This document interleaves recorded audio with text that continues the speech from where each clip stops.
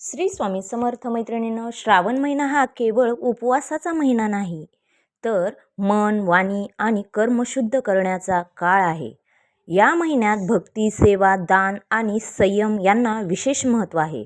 2026 या श्रावण महिना भगवान शिवांची भक्ती करण्यासाठी अत्यंत शुभ मानला जातो. या पवित्र महिन्यात श्रद्धेने पूजा, जप, सेवा केल्यास भगवान शिवांची कृपा प्राप्त होते. आपल्या सर्वांचे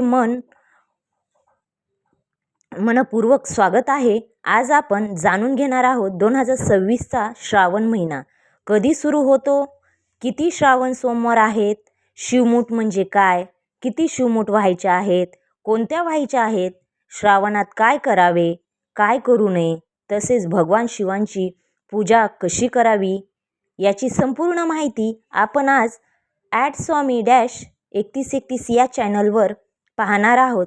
तर स्किप न करता संपूर्ण व्हिडिओ शेवटपर्यंत पहा. व्हिडिओला लाईक, शेअर आणि सबस्क्राईब करण्यास विसरू नका. कॉमेंट्समध्ये नक्की लिहा श्री स्वामी समर्थ, श्री स्वामी समर्थ. श्रावण म्हणजे काय, तर हिंदू धर्मात श्रावण महिना भगवान शिवांना अत्यंत प्रिय मानला जातो. या महिन्यात भक्त मोठ्या श्रद्धेने शिवपूजा, अभिषेक, उपवास, जप आणि दानधर्म करतात. अशी श्रद्धा आहे की या महिन्यात भगवान शिवांची भक्ती केल्यास मनोकामना पूर्ण होतात. पंचांगानुसार पाहायला गेलो तर 2026 मधील श्रावण महिना हा 13 ऑगस्ट 2026 वार गुरुवारपासून सुरू होणार आहे आणि त्याची जो समाप्ती आहे ती 11 सप्टेंबर 2026 वार शुक्रवार पर्यंत राहणार आहे. यावर्षी एकूण 4 श्रावण सोमवार पडणार आहेत. पहिला सोमवार हा 17 ऑगस्टला असणार आहे, दुसरा सोमवार हा 24 ऑगस्टला असणार आहे आणि तिसरा सोमवार जो आहे तो 31 ऑगस्टला असणार आहे. चौथा सोमवार जो आहे तो 7 सप्टेंबरला असणार आहे. श्रावण महिन्याचे महत्त्व पाहण्यास गेलो तर श्रावण महिन्यात समुद्र मंथनातून निघालेल्या हलाहल विष भगवान शिवांनी प्राशन केले, म्हणून त्यांना नीलकंठ म्हणतात. देवांनी जल अभिषेक करून त्यांचा दाह शांत केला, म्हणून आजही श्रावणात शिवलिंगावर जल, दूध, बेलपत्र अर्पण करण्याची परंपरा आहे. श्रावण सोमवारचे व्रत कसे करावे, तर आपण सर्वप्रथम सोमवारी पहाटे लवकर उठावे, लवकर उठून स्नान करावे, स्वच्छ कपडे परिधान करावे आणि शिव मंदिरात जावे किंवा घराच्या देवघरात शिवलिंगाची पूजा करावी.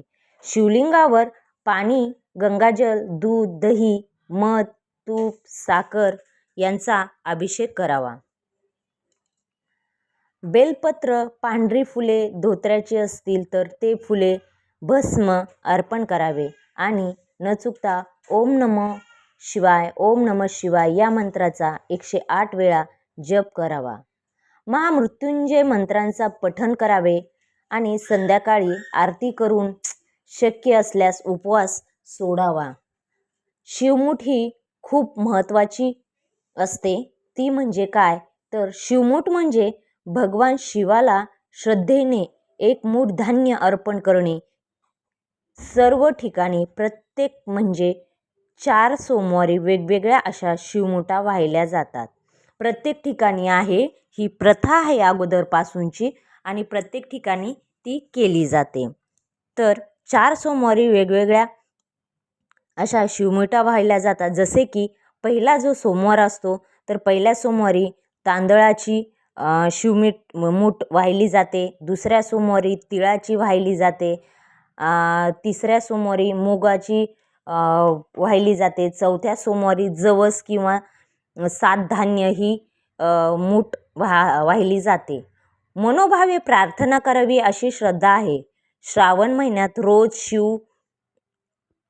शिवांची मनापासून जप, तप, पूजा, शिवपुराण किंवा रुद्रध्याय वाचावा.